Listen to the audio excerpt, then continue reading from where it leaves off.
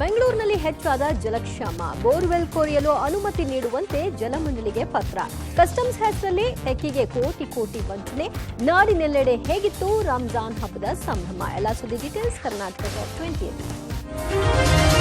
ಬೆಂಗಳೂರಿನಲ್ಲಿ ಸಿಎಂ ಸಿದ್ದರಾಮಯ್ಯ ಚುನಾವಣಾ ಪ್ರಚಾರ ವೇಳೆ ವ್ಯಕ್ತಿಯೊಬ್ಬರು ಗನ್ ಇಟ್ಕೊಂಡು ಹೂವಿನ ಹಾರ ಹಾಕಿದ್ದು ಭಾರೀ ಚರ್ಚೆ ಆಯಿತು. ಇದೇ ಹೊತ್ತಲ್ಲಿ ಗನ್ ವಿನಾಯಿತಿಗಾಗಿ ಭಾರೀ ಡಿಮ್ಯಾಂಡ್ ಉಂಟಾಗಿದೆ. ಲೋಕಸಭಾ ಚುನಾವಣೆ ಹಿನ್ನೆಲೆಯಲ್ಲಿ ಸುಮಾರು 2,000ಕ್ಕೂ ಹೆಚ್ಚು ರಿವಾಲ್ವರ್ ಪಿಸ್ತೂಲ್ಗಳನ್ನು ಬೆಂಗಳೂರು ನಗರ ಜಿಲ್ಲಾ ಮತ್ತು ಕಮಿಷನರೇಟ್ ವ್ಯಾಪ್ತಿಗೆ ಠೇವಣಿ ಇಟ್ಟಿದ್ರು. ಇದರಲ್ಲಿ ಜೀವಭಯ ಇದೆ, ವಿನಾಯಿತಿ ಕೊಡಬೇಕು ಅಂತ ಜಿಲ್ಲಾಧಿಕಾರಿಗಳಿಗೆ ಸಾಲು ಅರ್ಜಿ ಬಂದಿವೆಯಂತೆ. ಅದರಲ್ಲಿ 14ಕ್ಕೂ ಹೆಚ್ಚು ಜನರಿಗೆ ವಿನಾಯಿತಿ ನೀಡುವ ಬಗ್ಗೆ ನಿರ್ಧರಿಸಲಾಗಿದೆ. ಇನ್ನು ಯಲಹಂಕ ಶಾಸಕ ಎಸ್ಆರ್ ವಿಶ್ವನಾಥ್ ಮತ್ತು ಅವರ ಪುತ್ರ ಕೂಡ ಪಿಸ್ತೂಲ್ ಠೇವಣಿ ಇಟ್ಟಿದ್ದು ಜೀವ ಭಯ ಇದೆ ಅಂತ ವಿನಾಯಿತಿಗಾಗಿ ಅರ್ಜಿ ಸಲ್ಲಿಸಿದ್ದಾರಂತೆ. ಇವರ ಜೊತೆ ಕೆಲವೊಂದು ಬ್ಯಾಂಕ್ ಸೆಕ್ಯೂರಿಟಿ, ಜಿಂದಾಲ್ ಕಂಪನಿಯವರು, ಜೊತೆಗೆ ನಗರದ ಬೇರೆ ಏರಿಯಾದವರು ವಿನಾಯಿತಿಗಾಗಿ ಅರ್ಜಿ ಸಲ್ಲಿಸಿದ್ದು, ವಿನಾಯಿತಿಗಾಗಿ ಸ್ಕ್ರೀನಿಂಗ್ ಕಮಿಟಿ ಮುಂದಿಟ್ಟು ಗನ್ಗಳನ್ನ ವಾಪಸ್ ನೀಡಲಾಗಿದೆಯಂತೆ. ಅವರ ಹಿನ್ನೆಲೆ ಎಲ್ಲ ನೋಡಿಕೊಂಡು ಪೊಲೀಸ್ ಅವ್ರು ಕಳ್ತಾರೆ, ಅವರ ಜೀವ ಭಯ ಇದೆ, ಅನಿವಾರ್ಯ ಇದೆ ಅವ್ರಿಗೆ ಅನ್ನೋದಿದ್ರೆ ಕೊಡ್ತಾರೆ. ಅದ್ರ ಕಾಪಿ ಕೂಡ ನನ್ನಲ್ಲಿದೆ. ಉದಾಹರಣೆಗೆ ಎಸ್ಆರ್ ವಿಶ್ವನಾಥ್ MLA ಅವರು, ಅವ್ರ ಮಗ ಒಬ್ಬರದು, ಮದ್ದೂರಪ್ಪ ಅಂತ ಒಬ್ಬರದು, ಕೃಷ್ಣಪ್ಪ ಮತ್ತೆ ರಾಜಣ್ಣ. ಅದಲ್ಲದೆ ಬ್ಯಾಂಕ್ ಅವ್ರು ಇರ್ತಾರಲ್ಲ,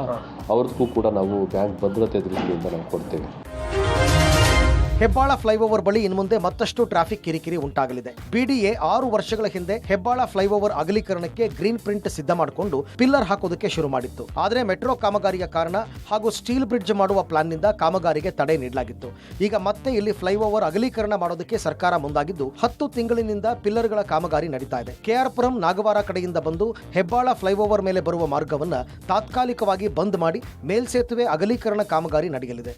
ಸಿಟಿ ಕಡೆಯಿಂದ ಬರುವ ವಾಹನ ಸವಾರರು ಬೇರೆ ಮಾರ್ಗ ಬಳಸಿ ಅಂತ ಟ್ರಾಫಿಕ್ ಪೊಲೀಸರು ಸೂಚಿಸಿದ್ದಾರೆ. 85 ಕೋಟಿ ರೂಪಾಯಿ ವೆಚ್ಚದಲ್ಲಿ ಈ ಕಾಮಗಾರಿ ನಡೀತಾ ಇದ್ದು, ಕಾಮಗಾರಿ ಪೂರ್ಣಗೊಳಿಸಲು ಬಿಡಿಗೆ 18 ತಿಂಗಳ ಗಡುವನ್ನು ನಿಗದಿ ಮಾಡಿಕೊಂಡಿದ್ದು, ಈಗಾಗಲೇ 10 ತಿಂಗಳು ಕಳೆದಿದೆ. ಸದ್ಯ ಮೊದಲ ಹಂತವಾಗಿ ಈ ಮೇಲ್ಸೇತುವೆ ನಿರ್ಮಾಣ ಕಾಮಗಾರಿ ನಡೀತಾ ಇದ್ದು, ಮುಂದಿನ 4 ತಿಂಗಳು ವಾಹನ ಸವಾರರು ಇನ್ನಷ್ಟು ಟ್ರಾಫಿಕ್ ಕಿರಿಕಿರಿಯನ್ನು ಅನುಭವಿಸಬೇಕಾಗುತ್ತೆ. ಬೆಂಗಳೂರು ಕಲಬುರಗಿ ನಡುವೆ ಓಡಾಡುವ ವಂದೇ ಭಾರತ್ ರೈಲಿಗೆ ಇದೀಗ ಫುಲ್ ಡಿಮ್ಯಾಂಡ್ ಶುರುವಾಗಿದೆ. ಪ್ರತಿದಿನ 60% ಪ್ರಯಾಣಿಕರು ಈ ಮಾರ್ಗದಲ್ಲಿ ಸಂಚರಿಸ್ತಾ ಇದ್ದು, ಇದರಲ್ಲಿ ಅರ್ಧದಷ್ಟು ಪ್ರಯಾಣಿಕರು ಅಂದರೆ 35% ಮಂತ್ರಾಲಯಕ್ಕೆ ಪ್ರಯಾಣ ಮಾಡ್ತಾ ಇದ್ದಾರೆ. ಕಡಿಮೆ ಸಮಯದಲ್ಲಿ ದೂರ ಪ್ರಯಾಣ, ಸುಖಕರ ಪ್ರಯಾಣದ ಮೊರೆ ಹೋಗಿದ್ದಾರೆ. ಗುರುವಾರ ಹಾಗೂ ವೀಕೆಂಡ್ಗಳಲ್ಲಂತೂ ಹೆಚ್ಚಿನ ಭಕ್ತರು ಮಂತ್ರಾಲಯ, ರಾಯರ ದರ್ಶನಕ್ಕೆ ಪ್ರಯಾಣಿಕರು ತೆರಳುತ್ತಾ ಇದ್ದಾರೆ. ನಿತ್ಯ 7-8 ರೈಲುಗಳು ಇದೇ ಮಾರ್ಗದಲ್ಲಿ ಓಡಾಡ್ತಾ ಇದ್ರು. ಹೆಚ್ಚಿನ ಪ್ರಯಾಣಿಕರು ವಂದೇ ಭಾರತ್ ರೈಲಿನಲ್ಲಿ ಪ್ರಯಾಣ ಮಾಡ್ತಾ ಇದ್ದಾರೆ. ಕಡಿಮೆ ಸಮಯದಲ್ಲೇ ಸೌತ್ ವೆಸ್ಟರ್ನ್ ರೈಲ್ವೇಸ್ ಆದಾಯದ ಹೊಸ್ತಿಲಿನಲ್ಲಿದೆ.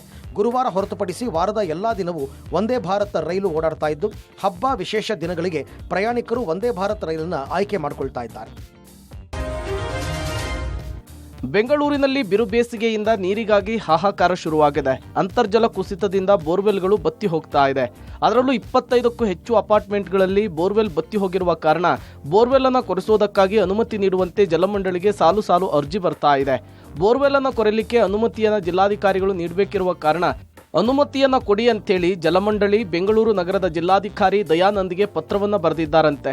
ಎಷ್ಟು ದಿನಗಳ ಕಾಲ ಟ್ಯಾಂಕರ್ನಲ್ಲಿ ನೀರನ್ನು ಹೊಡೆಸಿಕೊಳ್ಳೋದು, ಕೂಡಲೇ ಬೋರ್ವೆಲ್ ಅನ್ನು ಕೊರೆಯಲಿಕ್ಕೆ ಪರ್ಮಿಷನ್ ಕೊಡಿ ಅಂತ ಪತ್ರ ಬರೆದಿದ್ದು, ಜಿಲ್ಲಾಡಳಿತ ಪರ್ಮಿಷನ್ ಕೊಟ್ಟರೆ ಅನುಕೂಲ ಆಗಲಿದೆ ಅಂತೇಳಿ ಅಪಾರ್ಟ್ಮೆಂಟ್ನವರು ಮನವಿ ಮಾಡಿಕೊಂಡಿದ್ದಾರೆ. ಈಗ ಇನ್ನೊಂದು ರಿಕ್ವೆಸ್ಟ್ ಮಾಡಿದ್ದಾರೆ, ಎಲ್ಲೆಲ್ಲಿ ಅಪಾರ್ಟ್ಮೆಂಟ್ಗಳಲ್ಲಿ ಬೋರ್ಗಳು ಡ್ರೈ ಆಗಿದೆ, ಇನ್ನೊಂದು ಬೋರ್ಗೆ ತೆಗೆಯೋದಿದ್ರೆ ದಯವಿಟ್ಟು ಪರ್ಮಿಷನ್ ಕೊಡಿ ಅಂತ ಕೇಳಿದ್ದಾರೆ. BWSSB ಇಂದನೂ ಫೋನ್ ಮಾಡಿ ಅವ್ರ ಚೇರ್ಮನ್ ಹೇಳಿದ್ದಾರೆ.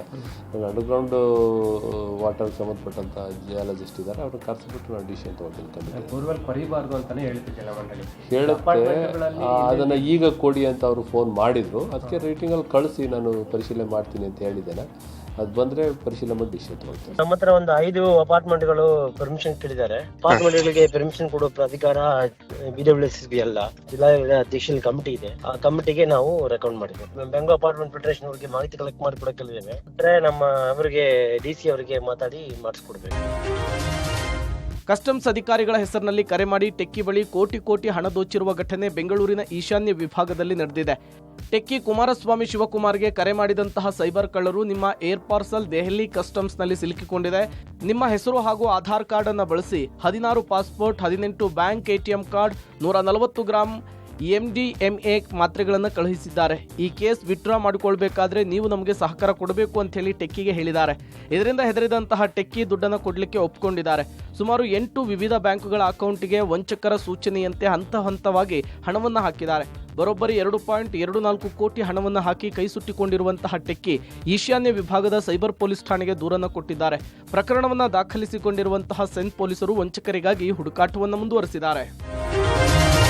ಇವತ್ತು ಮುಸ್ಲಿಂ ಬಾಂಧವರಿಗೆ ರಂಜಾನ್ ಹಬ್ಬದ ಸಂಭ್ರಮ. 1 ತಿಂಗಳ ಕಾಲ ಉಪವಾಸ ಆಚರಿಸಿದ್ದ ಮುಸ್ಲಿಂ ಬಾಂಧವರು ಇಂದು ಉಪವಾಸ ಕೈಬಿಟ್ಟು ರಂಜಾನ್ ಆಚರಿಸಿದರು. ಎಲ್ಲಾ ಮಸೀದಿಗಳಲ್ಲೂ ಸಾಮೂಹಿಕ ಪ್ರಾರ್ಥನೆ ಸಲ್ಲಿಸಿ ಹಬ್ಬದ ಶುಭಾಶಯ ವಿನಿಮಯ ಮಾಡಿಕೊಂಡರು. ಬೆಂಗಳೂರಿನ ಈದ್ಗಾ ಮೈದಾನದಲ್ಲಿ ರಂಜಾನ್ ಹಬ್ಬದ ಪ್ರಯುಕ್ತ ಬಿಗಿ ಪೊಲೀಸ್ ಬಂದೋಬಸ್ತ್ ಆಯೋಜಿಸಲಾಗಿತ್ತು. ಯಾದಗಿರಿಯಲ್ಲೂ ಸಂಭ್ರಮದ ರಂಜಾನ್ ಹಬ್ಬ ಆಚರಣೆ ನಡೆಯಿತು. ಯಾದಗಿರಿ ನಗರದ ಹೊರಭಾಗದಲ್ಲಿರುವ ಈದ್ಗಾ ಮೈದಾನದಲ್ಲಿ ಸಾಮೂಹಿಕ ಪ್ರಾರ್ಥನೆ ಸಲ್ಲಿಸಲಾಯಿತು. ಚಿತ್ರದುರ್ಗದಲ್ಲೂ ಮುಸ್ಲಿಂ ಬಾಂಧವರು ರಂಜಾನ್ ಆಚರಣೆ ಮಾಡಿದರು. ರಂಜಾನ್ ಪ್ರಯುಕ್ತ ಎಪಿಎಂಸಿ ಬಳಿಯ ಈದ್ಗಾ ಮೈದಾನದಲ್ಲಿ ಪ್ರಾರ್ಥನೆ ಸಲ್ಲಿಸಿದರು. ಚಿತ್ರದುರ್ಗ ಕಾಂಗ್ರೆಸ್ ಅಭ್ಯರ್ಥಿ ಬಿಎನ್ ಚಂದ್ರಪ್ಪ ಪ್ರಾರ್ಥನೆಯಲ್ಲಿ ಭಾಗಿಯಾದರು. ಹಾಸನದಲ್ಲಿ ರಂಜಾನ್ ಸಡಗರ ಹಿನ್ನೆಲೆಯಲ್ಲಿ ಹೊಸ ಲೈನ್ ರಸ್ತೆಯ ಹಳೆ ಈದ್ಗಾ ಮೈದಾನದಲ್ಲಿ ಸಾಮೂಹಿಕ ಪ್ರಾರ್ಥನೆ ಸಲ್ಲಿಸಿದರು. ಇನ್ನು ಕೊಪ್ಪಳ, ಬಳ್ಳಾರಿ, ಬೆಳಗಾವಿ ಸೇರಿದಂತೆ ರಾಜ್ಯದೆಲ್ಲೆಡೆ ರಂಜಾನ್ ಹಬ್ಬವನ್ನ ಸಂಭ್ರಮ ಸಡಗರದಿಂದ ಆಚರಿಸಲಾಯಿತು.